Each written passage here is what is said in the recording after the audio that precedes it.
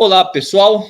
Estamos aqui ao vivo e sabemos que ao vivo não tem como fazer edição, então vamos ser bem sucintos, tentar ser práticos nesse resumo sobre a questão do conflito na Ucrânia contra a Rússia e vice-versa, no caso, olhando a parte teológica, histórica, geográfica, geopolítica, no caso, geoeconômica e também um resumo militar.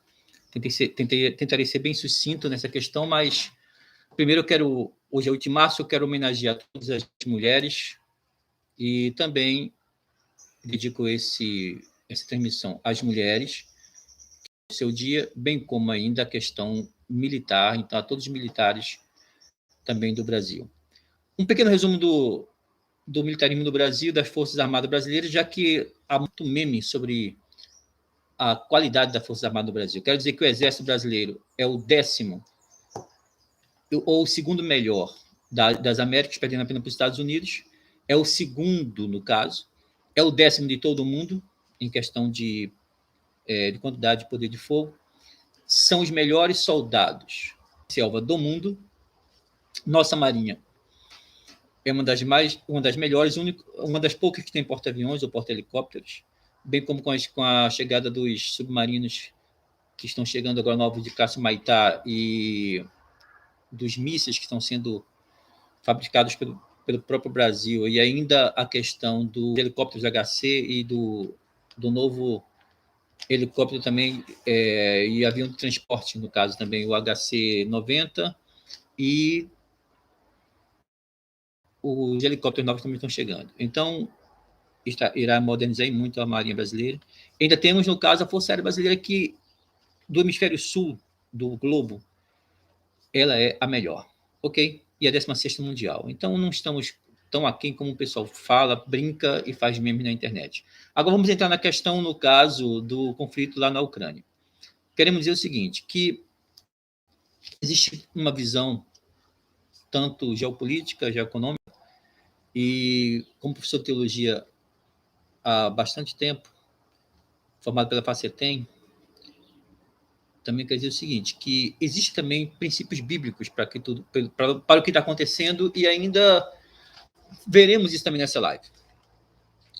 A questão geopolítica. Agora mesmo, o Biden, né, presidente dos Estados Unidos, eu estava vindo para cá quando foi assinado esse documento lá nos Estados Unidos, proibindo a importação de petróleo e gás da Rússia. Isso vai agravar em muito a parte econômica, porque o Brasil hoje importa petróleo, mesmo sendo um dos maiores produtores de petróleo do mundo, para quem não sabe. Estamos basicamente em 8º lugar em questão de extração de petróleo, não produção, no caso. Não em questão de reserva de petróleo, não é isso. Há uma diferença. Em reserva de petróleo, para você ter uma ideia, a Venezuela, a Rússia estão bem à frente. Mas em extração, os Estados Unidos é o que mais explora petróleo, o Brasil está em 8º, a Rússia está em 5º em extração, ok? Pois bem, e com a extração fica bem mais difícil. O barril de petróleo agora está custando $130 aproximadamente. Então, se continuar esse embargo, deve chegar a $300. Ou seja, o preço que está, ele certamente vai ser mais que o dobro, salvo se alguém fizer alguma coisa. Então, saiu também uma lista essa semana dos países considerados inimigos da Rússia, e graças a Deus o Brasil não está nessa lista, porque nós não queremos ser inimigos de ninguém, queremos ser amigos e parceiros de todo mundo, principalmente comercial. Já temos muitos problemas, temos vários problemas, e precisamos resolver nossos problemas primeiro, né? E pedir a Deus para que os problemas também dos outros sejam resolvidos. O detalhe também importante é que, como surgiu a parte de entender melhor, né? Vamos olhar lá na história, como surgiu a Rússia, como surgiu a Ucrânia. É importante entendermos isso, para você entender que esse conflito é de muito tempo, não é de agora. Então, é como aquele conflito, basicamente, né, parecido com Israel e palestinos. É um conflito que não se sabe quando começou nem quando vai terminar. Então, é um conflito que vem desde tempos idos. Para você ter uma ideia, segundo a teologia, são jafetitas, todos aqueles povos. O que são jafetitas? Jafetitas são povos descendentes de Jafé, os filhos de Noé, Sem, Cão e Jafé. Em Gênesis capítulo 10, se você depois ler, então ele explica que desde a expansão da humanidade por todo o planeta, Cão, ele habitou a África. Sem são os semitas, que são os babilônicos, assírios, e os israelitas, árabes, né? Israelitas também. E os jafetitas, que originaram os povos da Europa, da Ásia e também do Brasil. A teoria é que o Brasil também foram dos jafetitas, por quê? Porque há o Estreito de Bering. O Estreito de Bering é uma porção de terra que fica perto é a porção mais próxima entre a Ásia e a América. Então, é tão perto, para você ter uma ideia, que são 89 quilômetros. É como a distância Recife-João Pessoa, basicamente. Bem próximo, umas 2 horas de viagem. Então, segundo a teoria do Estreito de Bering, quando houve a era glacial, esse estudo está até no meu canal do YouTube também. Então, quando houve a era glacial, quando tudo ficou congelado, os povos que habitavam África e Ásia, inclusive, né, há cientistas que indicam que a vida começou, o primeiro ser humano realmente é do Oriente. Então, passou pelo Estreito de Bering e, aos poucos, foi colonizando na era glacial, na era daquele filme, né? A Era do Gelo. Então, a pé mesmo, atravessaram 89 quilômetros e povoaram também as Américas.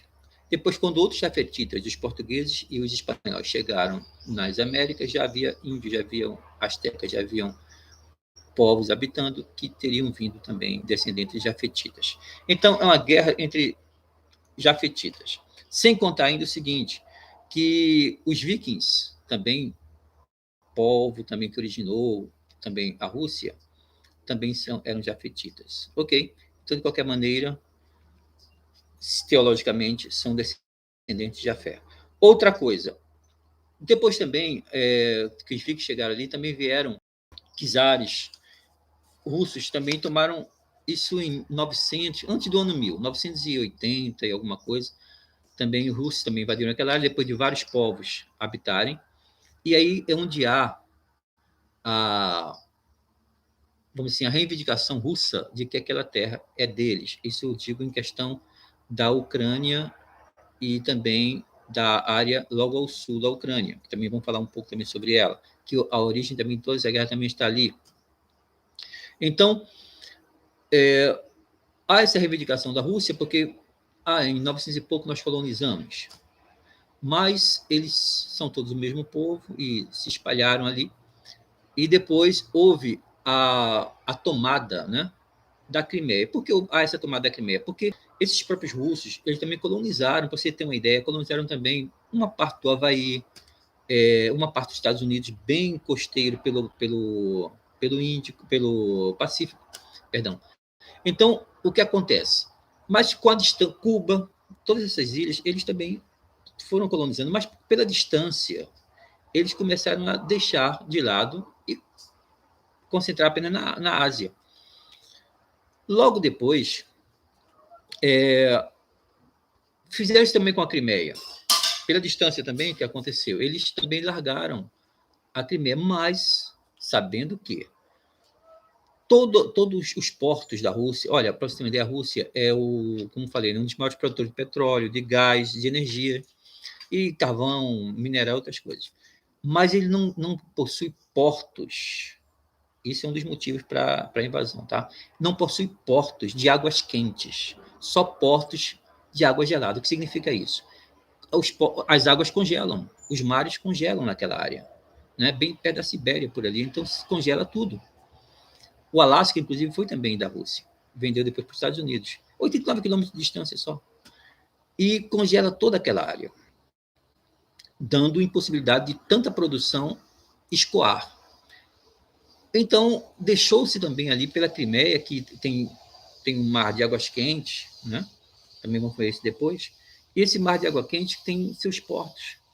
E deixou-se para os ucranianos, que também são misturados ali com o povo da Rússia, que cuidarem daqueles portos. Mas eles começaram, agora há pouco, a se aproximarem do leste da Europa. Isso incomodou muito Putin. Por quê? Vamos voltar ao passado novamente. Porque, como a Crimeia ficou aos cuidados da Ucrânia, que foi também uma colônia da antiga URSS, União das Repúblicas Socialistas Soviéticas, quando houve a queda do império da URSS, economicamente, você sabe disso, até a Alemanha Oriental com a Alemanha Ocidental, com o Muro de Berlim, então o socialismo naquela área, que toda aquela área era socialista. Então, e alguns ainda são, né? A maioria ainda é a Rússia, inclusive. Então, caiu essa hegemonia ali, poderio militar, poderio econômico da Rússia e da antiga União Soviética. A Crimeia ficou aos cuidados da Ucrânia. E foi assinado um tratado. Para você ter uma ideia, a Ucrânia ficou com uma potência nuclear incrível, porque a concentração dos mísseis atômicos da antiga URSS ficava em Rússia, Moscou e outras cidades circunvizinhas, e na Ucrânia, que é o segundo maior país dali, né, da Europa, inclusive. Então, o que aconteceu com isso? Houve um acordo, olha, eu devolvo os mísseis para você e você nunca me ataca. E, em contrapartida, Moscou falou, olha, você toma conta da Ucrânia, da Crimeia, e me deixa também escoar minha produção por esse porto que são águas quentes. Resumindo, ninguém cumpriu nada. Então, devolveu-se os mísseis, mas em 2014, um presidente, vou tentar resumir o máximo aqui para você entender, um presidente, ele tomava conta da Ucrânia, mas ele era do lado russo. E o povo não queria isso. O povo se revoltou e esse presidente fugiu para a Rússia, deixando... E o povo que o expulsou. Então a Rússia não gostou nada disso. Tá certo? Outro motivo também. E a área oriental da Ucrânia também são povos que falam russo. Na verdade, são russos que habitam ali e poucos ucranianos. Também é outra reivindicação também da Ucrânia, porque a Rússia estava reivindicando aquela área para ser por liberdade, porque a Ucrânia também estava, segundo os habitantes ali, maltratando tanto o pessoal da Crimeia como os povos que habitam o oriente daquela área da Ucrânia. Eu estou tentando aqui fazer um jogo para você entender as razões dos dois lados, tá certo? Não vou tentar mostrar a razão de um apenas, porque se você vê a mídia ela começa a mostrar somente quem é mídia que torce pela Ucrânia só mostra desvantagens da Rússia e vantagens da Ucrânia. Quem torce pela Rússia só mostra vantagens da Rússia e desvantagens da Ucrânia. Então, na verdade, não é nada disso. Todo mundo tem certa culpa aí nesse conflito todo, ok? Para você entender a parte histórica disso. E, baseado nisso, então, esses povos dali também, tanto da Crimeia como do Oriente da Ucrânia, também começaram a pedir também socorro à Rússia também. Tanto é que, em 2014, quando esse presidente foge para a Rússia, existe uma frota ali do Mar Negro, uma grande frota de navios, né? E toda a guarnição dos navios abandonam seus navios e vão para a Rússia. Para você ter uma ideia que é um povo que mora junto, ou que morava junto, mas nunca se deram bem, né? E largam os navios. E com isto, a Rússia começou a reivindicar aquela parte da Crimeia como sendo basicamente dela, e também essa parte oriental, na verdade, duas partes orientais, porque os povos que habitavam lá falavam russo e são mais russos do que ucranianos, etc. Quando a Ucrânia devolve seu armamento nuclear, né, ou seja, armou o próprio inimigo, Inclusive, a Ucrânia ficou como a terceira maior potência nuclear do mundo, porque a primeira seria os Estados Unidos, depois a Rússia e terceira a Ucrânia. Mas devolveu seus mísseis nucleares. Se não tivesse devolvido hoje, teria uma proteção, pelo menos, né, que ninguém vai mandar bomba atômica, se Deus quiser isso não vai acontecer, mas haveria um temor da Rússia também invadir uma potência nuclear. Invadiu porque não tinha nada para se defender. Inclusive, a própria Força Armada ucraniana, ela deixou-se levar pela confiança de que nunca seria atacada. Deu-se primeiro ênfase à economia, vamos levantar a economia, e não vamos pensar agora em forças armadas, etc. e tal. E com isso, a Ucrânia estava com aviões antigos da Rússia, praticamente sem peça de reposição. Então, foi um ataque, no caso de força aérea, fácil. Esse é um dos motivos que a Ucrânia pede urgentemente que os países da OTAN cedam aviões, e é o que parece que vai estar acontecendo agora, cederem aviões da Polônia e dos Estados Unidos, aviões Sukhoi, aviões de fabricação russa, já que os pilotos da Ucrânia, eles sabem pilotar esses aviões, fica mais fácil o manejo para eles. Pois bem, então a Força Aérea da Ucrânia, ela já foi praticamente destruída. Agora, os países da OTAN estão se organizando para enviarem aviões, helicópteros para tentar reforçar. E também há uma suspeita de que na Romênia, que é um país vizinho à Ucrânia, seria a Rússia de um lado, Ucrânia no meio, Polônia, Romênia do outro lado, Tchecoslováquia, que agora, né, mudou o nome, etc. Então, eles habitando aquela área. E a Romênia teria, segundo estão descobrindo, a Romênia teria escondido aviões da própria Ucrânia para ser usado posteriormente contra a Rússia, quando viesse o ataque, que seriam nas bases, nos aeroportos, para destruir os aviões. Então, os mais novos, os melhores aviões ficariam guardados na Romênia e na Polônia. Parece que é isto que está acontecendo, que estão descobrindo agora. Então, isso foi um resumo militar.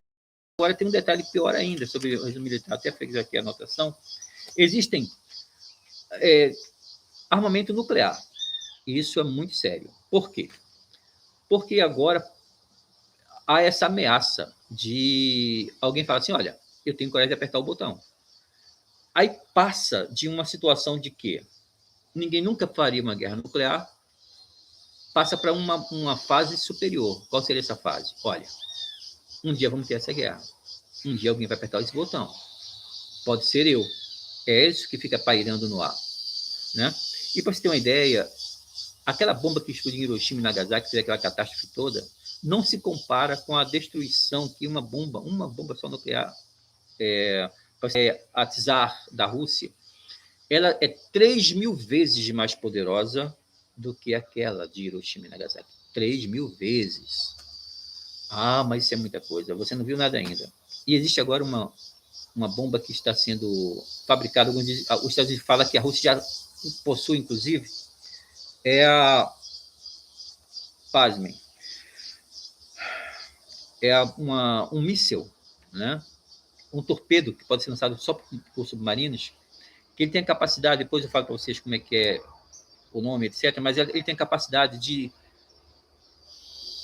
ter a sua propulsão não elétrica, como os demais torpedos, mas uma propulsão atômica. Mas qual a diferença de uma propulsão atômica para uma propulsão elétrica?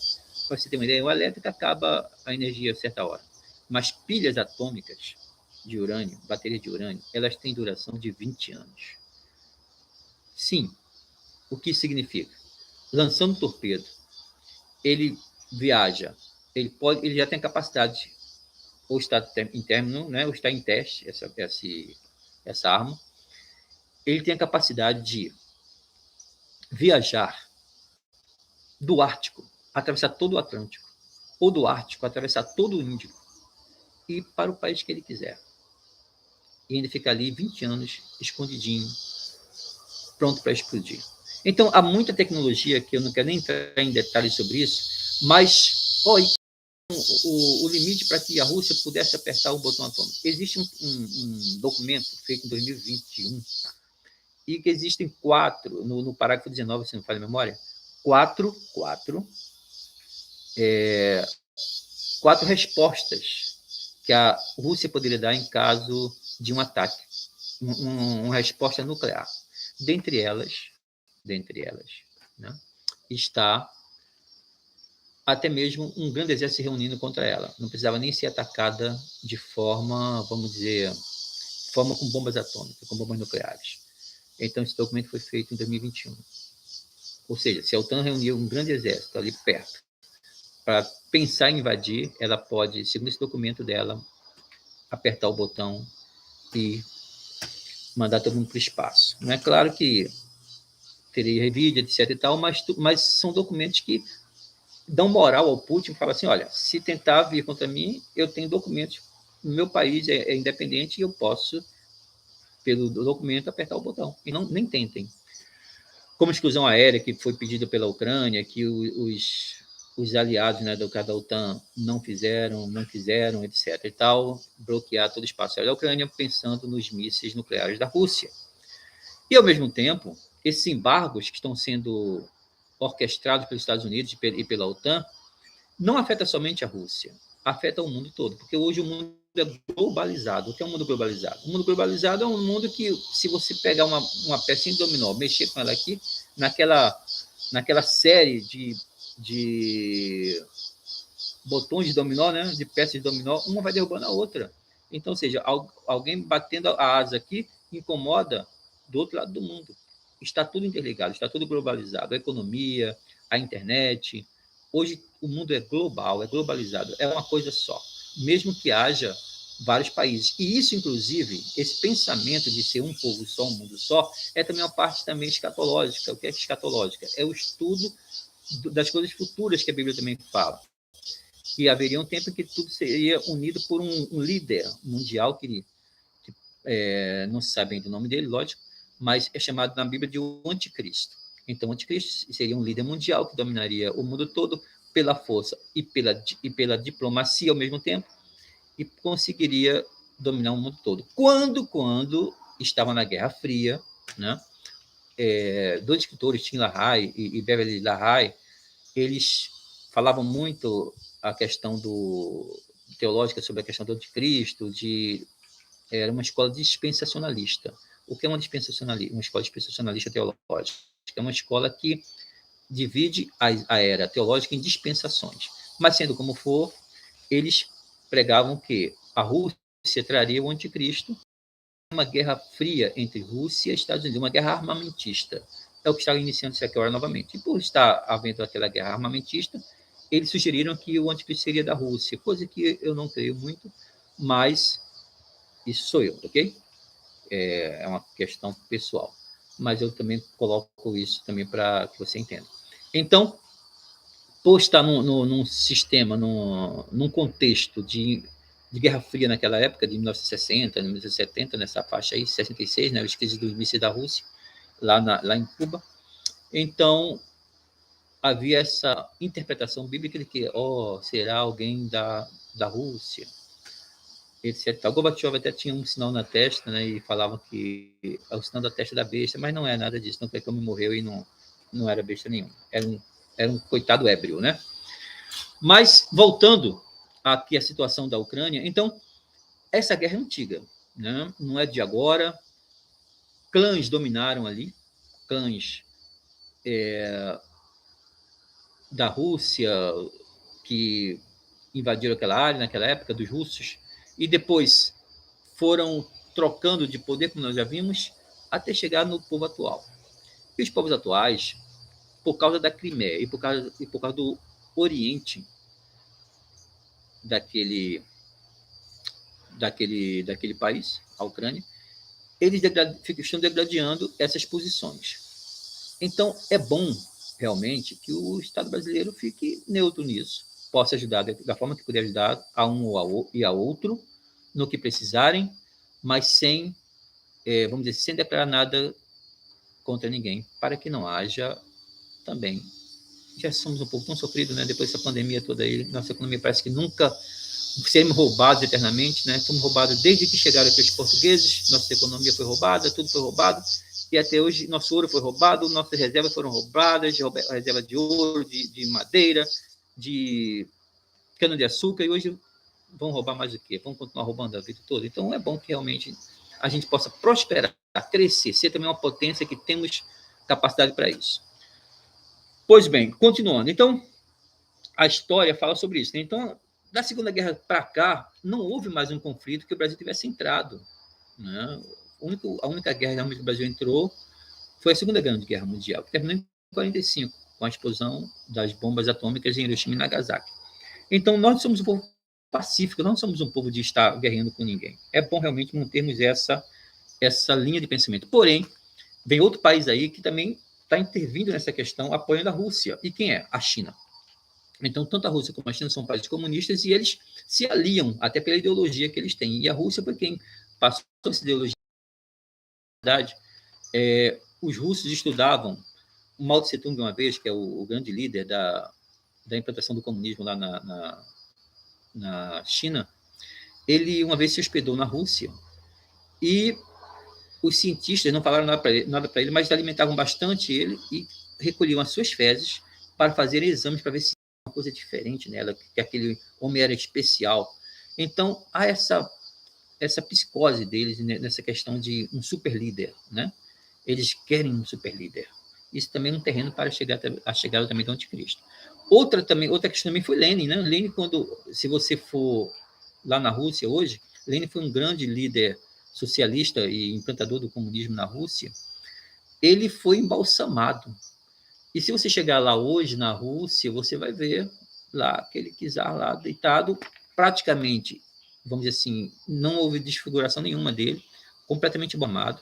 Só não tem um cérebro. Por que não tem um cérebro? Foi tirado o cérebro dele, foi dividido em 31 mil partes, para estudar e ver o que é que aquele cérebro tinha de diferente dos outros, que era, segundo eles, tão, vamos dizer assim, tão diferente, tão superior, e na verdade foi visto que não tem nada demais. Era um cérebro comum como outro qualquer. Mas eles estão à procura desse grande líder. Eles procuram ainda um grande líder político, espiritual, que possa governar toda aquela área, todo o mundo, todo o planeta. Né? Isso é uma sede que a Rússia tem, e a União Soviética era a base disso. Era a base de um grande império, era o maior, para você ter uma ideia, hoje a Rússia, só a Rússia, que é o maior país do mundo, sem a União da República Socialista Soviéticas, só ela, o maior país do mundo, ela é capaz de cobrir Urano, por exemplo, um planeta, todo o planeta. É uma área tão grande e tão fria, e de uma geografia tão difícil, que vários generais tentaram conquistar e não conseguiram. Ela até hoje foi inconquistável por grandes generais, como, por exemplo, Napoleão. Napoleão, que dominou, ele falou assim, olha, eu vou dominar também a Rússia.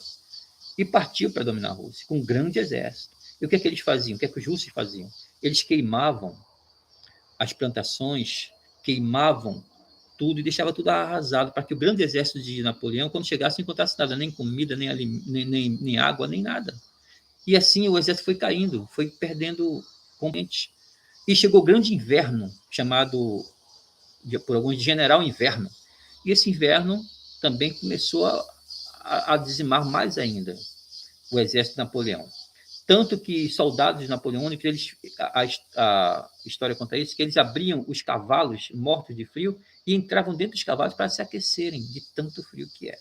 Para você ter uma ideia, pessoas morrem de frio, porque ali naquela área do oriente da Rússia, do meio para frente, que é a área menos habitada, ela chega de 50 graus negativos a 60 graus negativos.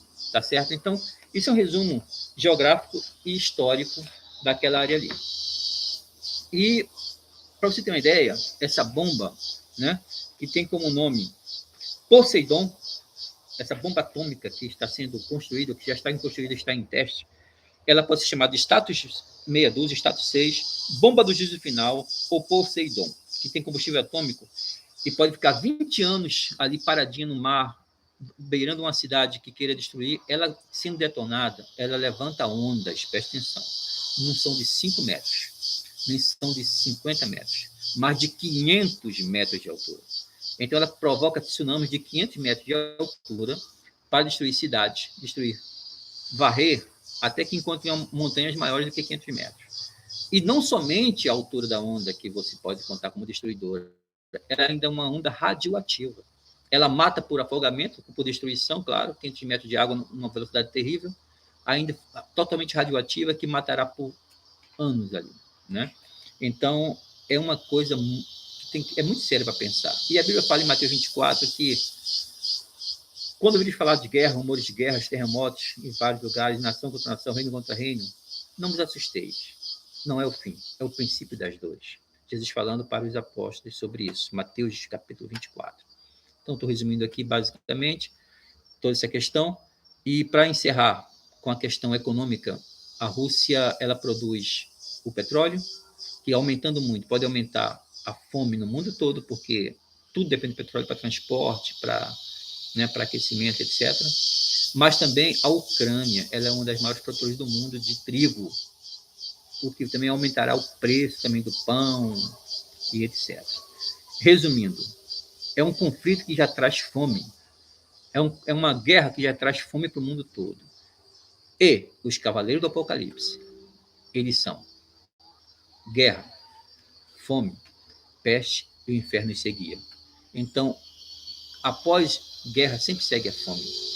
É o que o Apocalipse fala também, os cavaleiros do Apocalipse. Então, seguindo uma guerra, a fome segue também. Porque os colhidos são destruídos, etc. Mas, principalmente, quando um é um dos maiores produtores de petróleo do mundo e gás, e o outro de trigo. Então, amigo, se não acabar logo esse conflito, oremos para que acabe logo, que cada um ceda no que tem que ceder, e Putin ele fica querendo que, até foi uma notícia agora que vazou, né, agora há pouco, que um dos acordos era que abrisse um corredor humanitário, mas esse corredor humanitário tinha que fugir, o povo da Ucrânia tem que fugir ou para Bielorrússia, que é amiguíssima está até atacando também a Ucrânia com ele, ou então para a Rússia. Claro que o povo da Ucrânia não aceitou. Em contrapartida também, ele reivindica que aquelas terras também têm povo russo e que os povos também estão sendo maltratados também pelos ucranianos. E nessa guerra de informações, fica o mundo agora à mercê de um louco que possa, de um louco de qualquer lado, tá? Que possa chegar lá, apertar o botão, porque a OTAN também tem armas nucleares. E parece que Biden também não está nem um pouco calmo para acalmar essa guerra aí. Inclusive, essa semana ele foi agora na Venezuela, o grande inimigo dele, ideológico, para falar que comprará petróleo da Venezuela, ao invés de comprar petróleo da Rússia. Tudo isso são notícias novas de atualidade que eu passo para você. E para encerrarmos, a gente quer fazer outra live depois sobre isso. Quer dizer para você o seguinte, que o importante é que cedam e que nós não entremos nessa confusão ideológica, política, até mesmo econômica, né? Porque são guerras antigas, são povos que se degradam há muito tempo, não é de hoje. Que fique com Deus, Deus te abençoe, e logo mais faremos outra transmissão sobre este assunto. Um abraço.